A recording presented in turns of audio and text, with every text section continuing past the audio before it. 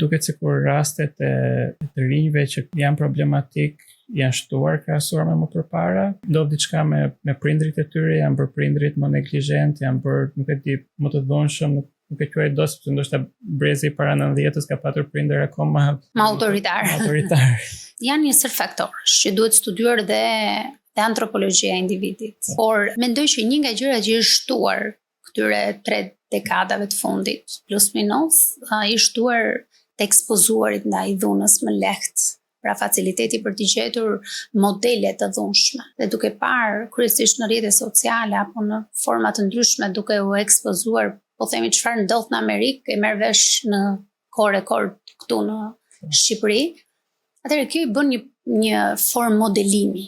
Pra kur ka një predispozit dhe kur ka një ndjesi protektive që ka nevojë individi, e ka të lindur, individi e ka të nevojshme dhe të lindur ndjesinë e protektivitetit ndaj vetes ose ndaj mjedisit më të afërt, familjes apo miqve më të afërt.